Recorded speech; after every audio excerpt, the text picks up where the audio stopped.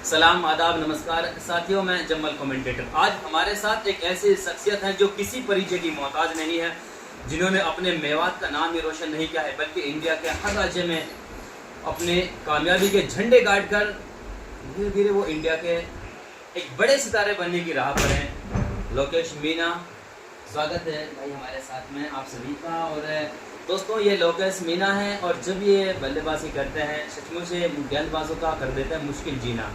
तो सबसे पहले हम आज जानेंगे कि कहाँ से थोड़ा सा वो बचपन में एक ऐसा शौक, एक ऐसी लगन जिसने आज लोकेश मीना को इस जगह पहुंचा दिया है। तो पहला सवाल सबसे पहले मैं लोकेश सर से करना चाहूँगा कि लोकेश भाई थोड़ा सा हमें यह बताएं कि कौन सा वो टूर्नामेंट आपकी नज़र में जो पहला सबसे फर्स्ट था, जिसमें आपने एक ऐसी अपनी छाप छोड़ी जिसके चलते आपको एक नई पॉपुलैरिटी मिली, जिससे आपको एक नई पहचान मिली।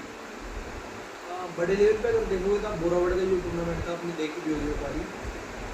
वो 92 या 93 रन की मेरी पारी थी। वो सेमी को वो क्वार्टर फाइनल में थी शायद, तो वो पारी मतलब उसने मेरे को काफ़ी घूम दिया मेरे। तो कुछ बताएंगे हमारे साथ देखो वो 2020-2021 या में आपकी शुरुआत के कौन से चरणों में थी? वो मेरे को ईयर तो याद नहीं, लेकिन अब से शायद 3 साल पहले का था वो, 2022 में था, 22 या फिर 21 में ऐसा कुछ था। और 2 मार्च ऐसे कुछ डेट थी उसकी। तो लोग प्यार से रामगढ़ के शहर के नाम से भी भाई को जानते हैं। और अच्छा, ये एक ऐसी पारी जो भाई ने बताया कि यहाँ से एक स्टार्ट हुआ था बाहर का जो क्रेज था, और उसके बाद जब आप दूसरा एक सवाल हम भाई से जरूर करना चाहेंगे कि अपने मेवात के इलाके से खासकर टेनिस का एक स्टार जो आपको ऐसा लगता हो कि आपका जो पसंदीदा एक प्लेयर हो इस वक्त जो एक ट्रेंडिंग में चल रहा हो मेवात का, वो टेनिस का स्टार प्लेयर आपकी नज़र में कौन सा है? मतलब मैं उनको स्टार नहीं बोलूँगा, या फिर मतलब मैं उनको लेजेंड बोलूँगा। और जैसा कि आप सब जानते भी नस्सू भाई को, क्योंकि मेरा जो बचपन है उनको देख के कहीं ना कहीं मतलब व्यतीत हुआ है, और मैं उनको देख के बहुत सारी चीज़ें सीखी और अभी मैं बहुत चीज़ें सीखता हूँ उनसे। तो मेरा भी एक सौभाग्य है कि मैं बचपन में उनके साथ खेला और इतनी कुछ चीज़ें सीख पाए। तो वो हमारे मेवात के लेजेंड और बहुत बड़े प्लेयर हैं। बिल्कुल, नस्सू खान भी अपना आप में एक बड़ा नाम है यकीनन, और हम जल्द उनके साथ भी कुछ बातें करना चाहेंगे किसी अगले वीडियो में। लेकिन तो नस्सू खान और ये लोकेश मीना, जो कि अभी इसने बताया कि नस्सू खान एक ऐसे हैं जिनके नक्शे कदम पर मैं चलने की कोशिश करता हूँ, ये इनका बड़प्पन है। तो नस्सू खान के नक्शे कदम पर चलने की बातें कर रहा है। और फिर उसके बाद में अगर जो तीसरा हम भाई से सवाल करेंगे, CL T10 जो नोएडा में भी एक लीग हुई थी, जहां पर भाई ने हम सब मेवातियों का सीना गर्व से चौड़ा कर दिया था। यकीनन तौर पर अगर हम बात करें, जो नोएडा में वो लीग हुई, वो टूर्नामेंट हुआ, इस भाई ने वेस्ट इंडीज के उस थाकड़ ऑलराउंडर, जिसकी मैंने क्लिप भी डाली थी एक कमेंट्री लगाकर, डिवेन स्मिथ को चलता किया था। तो उसके बाद लगातार शॉन मार्श जो और पूर्व ऑस्ट्रेलियाई सलामी बल्लेबाज रहे, एक लेफ्टी बल्लेबाज थे, और उनके सामने भी भाई ने गेंदबाजी की। तो थोड़ा सा हमें अंतर्राष्ट्रीय लेवल के जो प्लेयर थे और वो लेदर बॉल का क्रेज अब धीरे धीरे टेनिस में आकर घुस गया है, तो आपको कैसा लगा उन लोगों के साथ? थोड़ा सा ड्रेसिंग रूम के माहौल के बारे में हमारे दर्शकों को बताइए। वो अपने आप में लेजेंड प्लेयर है। कोई भी युवा सितारा जो इंटरनेशनल लेवल पे खेल रहा है वो भी उनसे सीखने को मतलब चाहेगा। और हमारे लिए मतलब मेरे लिए मेरी लाइफ में बहुत बड़ी अचीवमेंट है कि मैं इतने लेजेंड्स प्लेयर के साथ खेल रहा हूँ, जिनको टीवी में देखते थे बचपन में। और मतलब मेरा एक ड्रीम पूरा हुआ एक तरीके से। और उनकी हर एक छोटी छोटी चीज़ में भी वो काफ़ी डिसिप्लिन रहते हैं, क्योंकि अब तभी जाके इंटरनेशनल खेल रहे हैं। तो उनसे हर एक चीज़ सीखने को मिलती है कि मतलब सोने का पैटर्न, खाने का पैटर्न, और क्या डिसिप्लिन रहता है उनका, गेम में क्या माइंडसेट रहता है, वो सब चीज़ें नोटिस करते हैं। तो मतलब काफ़ी हटके होते हैं वो, इसीलिए इंटरनेशनल प्लेयर होते हैं। तो बहुत कुछ चीज़ें सीखने को मिलती है। तो एक अटपटा सा सवाल है लोकेश भाई कि ये लगातार लोग इस चीज़ को जहन में रख भी रहे हैं और कुछ अपने दिमाग से कुछ बातें निकाल रहे हैं कि जब आप कार्लोस ब्रेथवेट जैसे धाकड़ ऑलराउंडर के साथ बल्लेबाजी करें, उस वक्त थोड़ी सी बीच विकेट पर बातें हो रही थी।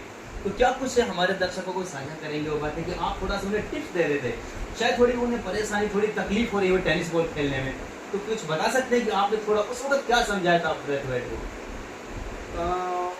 ब्रेथवेट ने मुझसे, जब मैं उसके साथ अपनी पार्टनरशिप में गया, तो उन्होंने मुझसे पूछा कि आप स्ट्राइक लोगे, तो मैंने बोला कि हाँ मैं स्ट्राइक लूँगा। तो जैसे ही मैंने पहले ओवर फेस करा तो 6 बॉलें मैंने फेस करी। दूसरी ओवर में बॉलर चेंज हुआ, तो उनको इतना आइडिया नहीं था कि कौन बॉलर क्या डालता है। तो मैंने बॉलर देख के बताया कि ये बॉलर ये बॉल डालता है, कि आपको ऐसे बॉल डालेगा और आपको इस चीज़ के लिए रेडी रहना है, या फिर मतलब आपको यहाँ पे बॉल डालेगा। तो वो चीज़ मैंने उनसे शेयर की। तो ये चीज़ थी अब तक की, लेकिन एक चीज़ तो शायद मेरे को लग रहा है कि ये मुश्किल था कि आपके लिए, कि आपने शायद ही सोचा होगा कि लेदर बॉल अंतर्राष्ट्रीय लेवल के प्लेयर एक टेनिस क्रिकेट में अगर घुसेंगे वहाँ उनसे मुलाकात होगी। क्या आपने सपना देखा था? देखो मैंने कुछ भी मैनिफेस्ट नहीं करा था, बट टेनिस क्रिकेट में शौक के लिए खेलता था, लेकिन अभी ऊपर वाले का शुक्र है कि मतलब हमें इतनी अच्छी चीज़ें मतलब देखने को मिल रही है, इतने बड़े बड़े नामों के साथ खेलने को मिल रहा है, इतना सब कुछ मिल रहा है, नाम मिल रहा है, फेम मिल रहा है। तो अभी कई हद तक मैं सोचता हूँ बहुत मतलब ये चीज़ें थोड़ी नॉर्मल हो गई है हमारे लिए कि इंटरनेशनल प्लेयर टीवी पे आना, OTT पे दिखना और इतने लोगों का प्यार मिलना, वो सब चीज़ें मतलब अभी नॉर्मल हो गई। लेकिन एक टाइम पे जब मैंने शुरू करा था तो कभी मैंने सोचा नहीं था, बट अभी मैंने काफ़ी सारी चीज़ें मैनिफेस्ट की हुई हैं जो हो सकता है बहुत जल्दी ही पूरी होंगी। और अभी जो मतलब मेरा ये अभी करियर जो हुआ है ये भी मेरे हिसाब से मेरा 20% है, अभी मेरा 80% आना बाकी है, और मेरा जो बेस्ट है लोकेश मीणा का भी बेस्ट वर्जन अभी आना बाकी है। तो बस यही भाई के लिए दिल से दुआ है। सबसे आखिरी अब सवाल है, और वो सवाल ये है कि जिस तरीके से मेवात से नहीं मेवात के बाहर के लोगों का भी प्यार है अपने भाई लोकेश के साथ जुड़ा हुआ है, हम सभी दिल से दुआएं करते हैं। न जाने कितनी माएँ हैं जो इस लाडले के लिए दुआएं करती हैं। तो सबसे आखिरी सवाल है सब फैंस के सामने कि अपना अगला टारगेट है, और सही महीने में आपका नहीं है, हम आप सभी का वो टारगेट है कि हम अब देखना चाहते हैं अपने इस लाडले को ISPL के उस बड़े मैच पर जो टेनिस का एक महासंग्राम है। तो क्या थोड़ा सा उसके बारे में कुछ अपने जहन में चल रहा है कि शायद इस बार चेन हो जाए तो हम एक अधूरा सा जो सपना एक ख्वाब लेकर अभी तक घूम रहे हैं शायद वो हमारा पूरा हो जाएगा। थोड़ा सा इसके बारे में अपने विचार रखिए कि ISPL को लेकर क्या तैयारी आपकी चल रही है? देखो कोई भी बड़ा टूर्नामेंट है तो उसके लिए बंदा मेहनत करता है कि मैं उसमें दिखूँ, अच्छी परफॉर्म करूँ। बट मैंने एक बार फॉर्म अप्लाई किया, मतलब फॉर्म भरा था ISPL का, बट मुझे ब्लू टिकट नहीं मिला और मेरा नाम मतलब ऑप्शन से पहले ही निकाल दिया गया। तो मुझे पता है कि मैं डिजर्विंग हूँ, ISPL में डिजर्व करता हूँ। बाकी अगर मुझे खेलने को नहीं मिल रहा तो मुझे खुद से कोई रिग्रेट नहीं है चीज़ें कि मैं डिजर्व नहीं करता, फिर मैं अच्छा नहीं खेलता हूँ। मुझे ये पता है कि मैं अच्छा खेलता हूँ, मुझे पता है कि मैं ISPL डिजर्व करता हूँ। बट उन्होंने मुझे टिकट नहीं दिया तो मैं ये भी नहीं बोलूँगा कि ISPL वाले उनकी गलती है, उन्होंने कुछ सोच के ही मुझे निकाला होगा। बट मेरा ऐसा मुझे ऐसा कुछ रिग्रेट नहीं है कि मैं ISPL नहीं खेल रहा। बट वो इंडिया का मतलब टेनिस बॉल का सबसे बड़ा टूर्नामेंट है, तो मैं चाहूँगा कि मतलब इस सीज़न में खेलूँ और मतलब अच्छा परफॉर्म करके अपने एरिया का नाम करूँ। तो ये भाई ने अपने बारे में थोड़ा सा बताया है कैसे उतार चढ़ाव भरा कैरियर रहा है। लेकिन एक चीज़ मैं लोकेश भाई के लिए बता दूं कि हिम्मत मत हार जाना, बहुत आगे जाना है। और जिन्होंने कहा था तेरे से कुछ नहीं होगा, उन्हें कुछ करके दिखाना है। अगला हमारा टारगेट ISPL है, और इंशाल्लाह अगर अल्लाह ने चाहा तो हम भाई को एक बार बड़े मंच पर देखेंगे। यही भाई के लिए दिल से दुआ है। और ये भी सच है, जो मेहनत करते हैं वो आस करते हैं, जो मेहनत करते हैं वो आस करते हैं, और सफल हुए हैं तो हैं ब्रदर जो प्रयास करते हैं। तो आप अपनी मेहनत और प्रयास जारी रखिए, यकीनन ISPL इस बार हम आप सबका जो एक वो सपना है वो जरूर पूरा होगा।